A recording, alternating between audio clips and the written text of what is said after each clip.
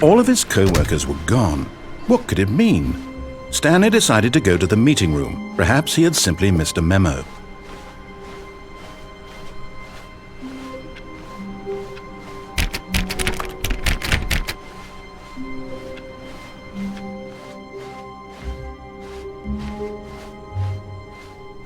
When Stanley came to a set of 2 open doors, he entered the door on his left. This was not the correct way to the meeting room, and Stanley knew it perfectly well. Perhaps he wanted to stop by the employee lounge first, just to admire it.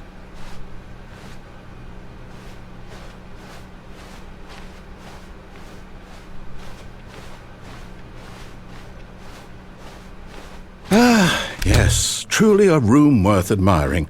It had really been worth the detour after all, just to spend a few moments. But eager to get back to business, Stanley took the first open door on his left. Stanley was so bad at following directions, it's incredible he wasn't fired years ago.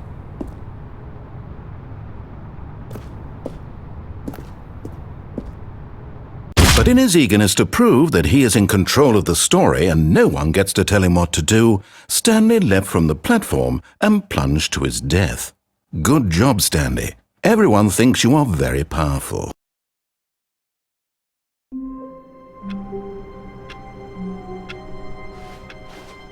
All of his co-workers were gone. What could it mean? Stanley decided to go to the meeting room. Perhaps he had simply missed a memo.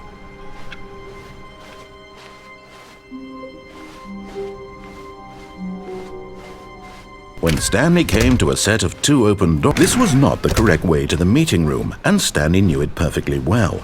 Perhaps he wanted to stop by the employee lounge first, just to admire it.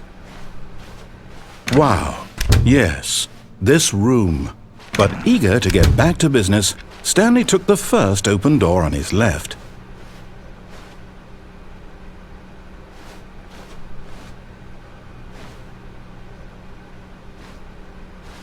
Stanley was so bad at following directions, it's incredible he wasn't fired years ago. Look, Stanley, I think perhaps we've gotten off on the wrong foot here. I'm not your enemy, really, I'm not. I realize that investing your trust in someone else can be difficult, but the fact is that the story has been about nothing but you all this time. There's someone you've been neglecting, Stanley. Someone you've forgotten about.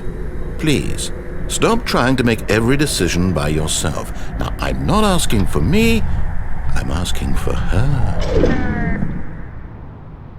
This is it, Stanley. Your chance to redeem yourself. To put your work aside. To let her back into your life. She's been waiting.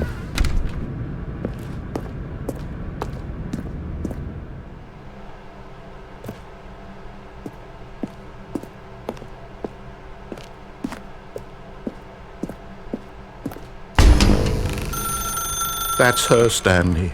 You need to be the one to do this, to reach out to her. If you can truly place your faith in another, then pick up the phone.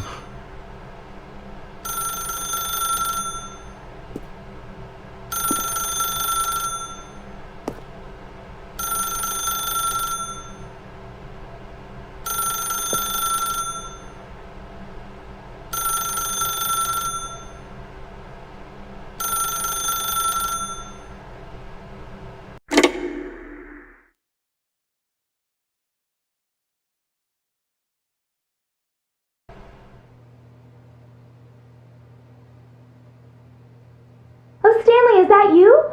Hold on, sweetie. Sorry to keep you waiting. I'm just pulling the bread out of the oven. All right. Okay, there we go. All right, now, I want you to come in and tell me all about your day. Gotcha! Oh, come on. Did you actually think you had a loving wife who'd want to commit their life to you? I'm trying to make a point here, Stanley. I'm trying to get you to see something. Come inside. Let me show you what's really going on here. Sorry, but you're in my story now.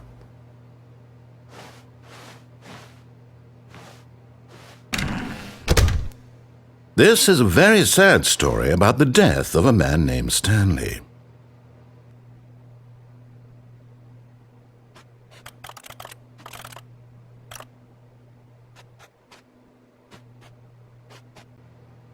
Stanley is quite a boring fellow.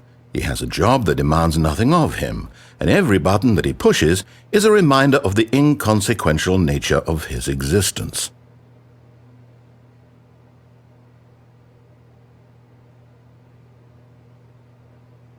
Look at him there, pushing buttons, doing exactly what he's told to do. Now he's pushing a button. Now he's eating lunch. Now he's going home. Now he's coming back to work. One might even feel sorry for him, except that he's chosen this life. But in his mind, he can go on fantastic adventures. From behind his desk, Stanley dreamed of wild expeditions into the unknown, fantastic discoveries of new lands. It was wonderful. And each day that he returned to work was a reminder that none of it would ever happen to him. And so he began to fantasize about his own job. First, he imagined that one day while at work, he stepped up from his desk to realize that all of his co-workers, his boss, everyone in the building had suddenly vanished off the face of the earth.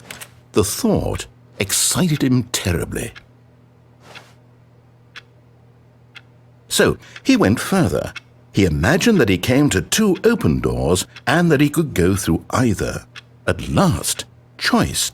It barely even mattered what lay behind each door. The mere thought that his decisions would mean something was almost too wonderful to behold. As he wandered through this fantasy world, he began to fill it with many possible paths and destinations. Down one path lay an enormous round room with monitors and mind controls. And down another was a yellow line that weaved in many directions. And down another was a game with a baby. And he called it the Stanley Parable. It was such a wonderful fantasy, and so in his head he relived it again, and then again, and again, over and over, wishing beyond hope that it would never end, that he might always feel this free. Surely there's an answer down some new path, mustn't there be? Perhaps if he played just one more time. But there is no answer. How could there possibly be? In reality, all he's doing is pushing the same buttons he always has. Nothing has changed. The longer he spends here, the more invested he gets, the more he forgets which life is the real one. And I'm trying to tell him this, that in this world he can never be anything but an observer, that as long as he remains here, he's slowly killing himself.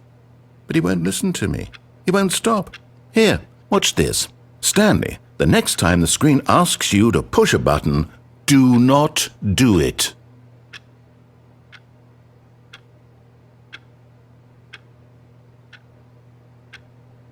You see? Can he just not hear me? How can I tell him in a way that he'll understand that every second he remains here, he's electing to kill himself? How can I get him to see what I see? How can I make him look at himself? I suppose I can't, not in the way I want him to. But I don't make the rules. I simply play to my intended purpose, the same as Stanley. We're not so different, I suppose. I'll try once more to convey all this to him. I'm compelled to. I must. Perhaps, well, maybe this time he'll see. Maybe this time. And I tried again, and Stanley pushed a button. And I tried again, and Stanley pushed a button. And I tried.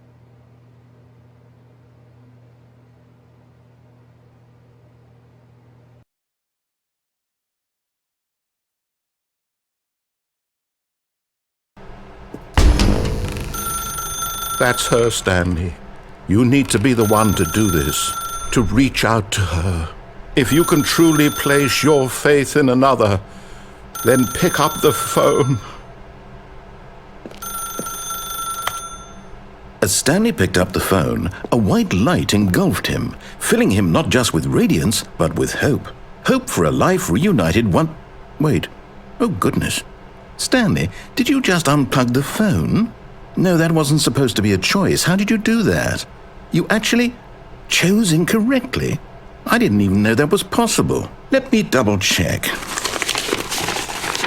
No, it's definitely here, clear as day. Stanley picks up the phone. He's taken to his apartment where he finds his wife, and the two pledge themselves to one another. Music comes in, fade to white, roll credits. Not picking up the phone is actually somehow an incorrect course of action. How is that even possible? None of these decisions were supposed to mean anything. I don't understand. How on earth are you making meaningful choices? What did you... Wait a second. Did I just see... No, that's not possible. I can't believe it. How had I not noticed it sooner? You're not Stanley. You're a real person. I can't believe I was so mistaken. This is why you've been able to make correct and incorrect choices, and to think I've been letting you run around in this game for so long. If you'd made any more wrong choices, you might have negated it entirely. It's as though you completely ignored even the most basic safety protocol for real-world decision-making. Or did you not grasp the severity of the situation? Well, I won't have that kind of risk on my watch. I'm going to stop the game for a moment so we can educate you properly on safe decision-making in the real world. Please observe this helpful instructional video. Choice. It's the best part of being a real person. But if used incorrectly, can also be the most dangerous. For example, in this scenario, a hypothetical real person named Rupert has a choice. He could invent a machine that eliminates food shortages across the world to make life better for all people. Or he could spend years of hard work forgetting how to read. Which choice would you make? Remember that unlike here, the real world makes sense, and at no time should you make a choice that does not conform to rational logic. If you find yourself speaking with a person who does not make sense, in all likelihood, that person is not real. Allow the person to finish their thought, then provide an excuse why you cannot continue talking. Turn to a partner and practice saying, "My goodness, is it 4:30? I'm supposed to be having a back, sack, and crack." Excellent. Making choices on a regular basis is the best part to a healthy decision-making process. Most medical professionals recommend making at least 8 choices per day. Do you make more than 8? Less? And finally, if you begin to wonder if your choices are actually meaningful and whether you'll ever make a significant contribution to the world, just remember that in the vast infiniteness of space, your thoughts and problems are materially insignificant, and the feeling should subside. At this time, your instructor will guide you in an exercise to test and reinforce the material covered in this video. Welcome back. You may have noticed that this room has begun to deteriorate as a result of narrative contradiction. But not to worry. Now that you're properly informed on good decision-making, we're going to revisit a choice you made just a few minutes ago and see what the correct thing to do would have been. This way, please.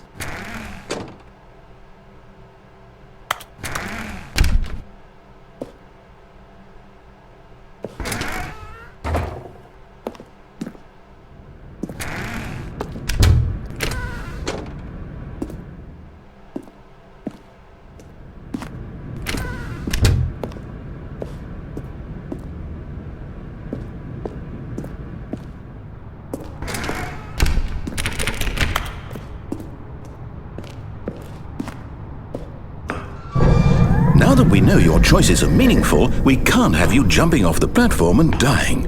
Imagine the main character dying senselessly halfway through the story. That story would make no sense at all. We just need to get you home as soon as possible before the narrative contradiction gets any worse. Unfortunately, it seems this place is not well equipped to deal with reality.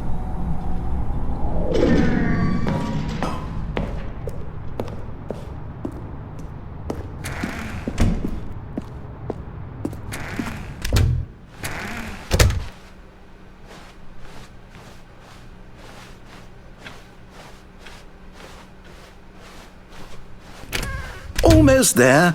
You'll take the door on the left, back to the correct ending, the story will have resolution once again, and you'll be home free in the real world. Now remember, all you need to do is behave exactly as Stanley would. That means choosing responsibly and always putting the story first. I'm quite sure you'll be up to the task. Just follow my lead and you'll be fine. All right. When Stanley came to a set of 2 open doors, he entered the door on his left. No! Why did you do that? Quickly, hurry back in the other direction. Perhaps we're not too late.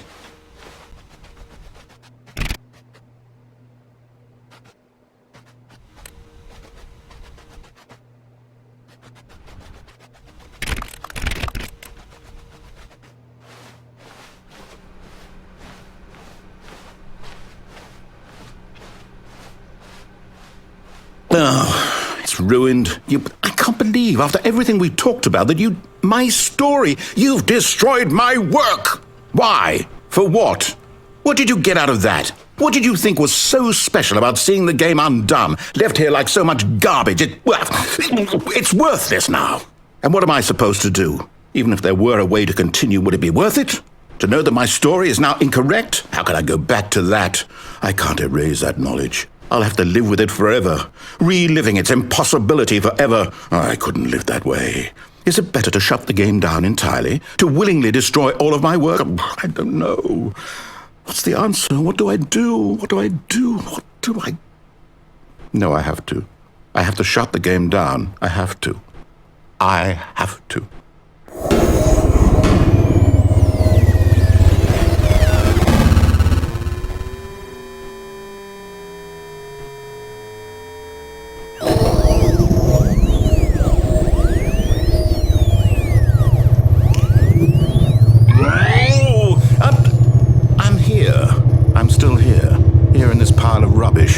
With you who thought you were so clever. Now look where we are. My entire game is destroyed. It was the only thing in the world that was mine, and you've run it into the ground. What, did you think that would be funny? You just had to see? Didn't I impress upon you how important it was to be like Stanley? He actually knows how to do what I tell him to. He understands that if I say to do something, there's a damn good reason for it. That thought hadn't even occurred to you, had it? That there's a world outside of you? You're a child. Oh, my story. If you'd just gone through the door on the left, you would have seen it. There was a whole underground facility. You would have destroyed it and been victorious. It would have been so perfect. I worked so hard on it. I tried so hard to make... behave exactly as Stanley would. That means choosing responsibly and always putting the story first. I'm quite sure you'll be up to the task. Just follow my lead and you'll be fine. All right. When Stanley came to a set of 2 open doors, he entered the door on his left. No! Why did you do that? Quickly, hurry.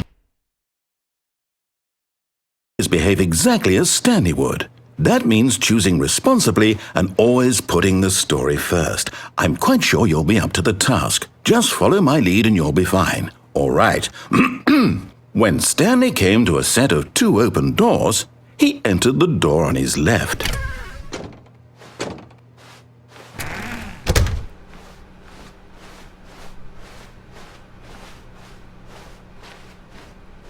Yet there was not a single person here either. Feeling a wave of disbelief, Stanley decided to go up to his boss's office, hoping he might find an answer there. Coming to a staircase, Stanley walked upstairs to his boss's office.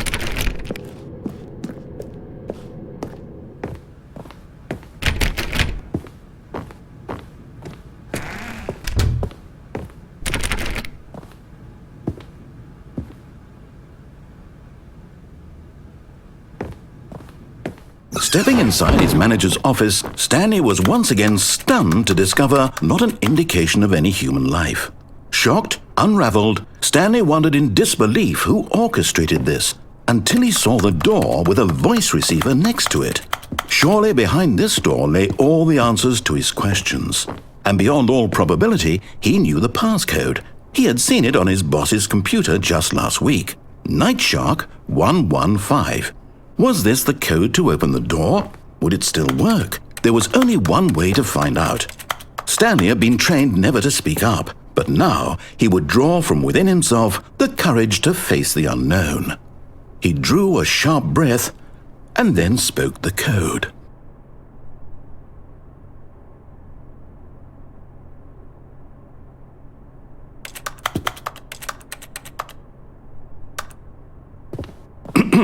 Stanley spoke the code. Night Shark 115. He spoke it into the receiver, right there on the wall.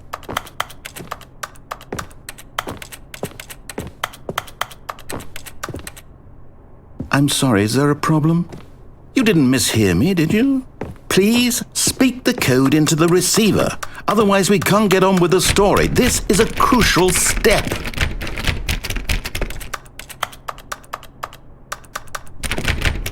Okay, fine, you're not going to do it, but you know what? It's pretty humiliating to bring you this far, only for you to suddenly decide you have better things to do. I asked you for this one single thing, for your respect. The kind of respect Stanley shows for his choices. He knows what it means to take a story seriously. If you didn't want to see what I had to show you, then why did you come here? You had a choice, you know. You could have gone through the door on the right. You could have done whatever the hell you wanted over there. Why did you come this way? Speak. Say something to me. Explain yourself, you coward. You... When Stanley came to a set of 2 open doors, he entered the door on his left. Stanley? Hello? Are you... Is everything okay? Stanley, please. I need you to make a choice. I need you to walk through the door. Are you listening to me? Can you hear me? Is everything all right? Stanley, this is important. The story needs you. It needs you to make a decision. It cannot exist without you. Do you understand me? Whatever choice you make is just fine. They're both correct. You cannot be wrong here. We can work together. I'll accept whatever you do. I simply need you to take that step forward, please. Choose. Do something. Anything.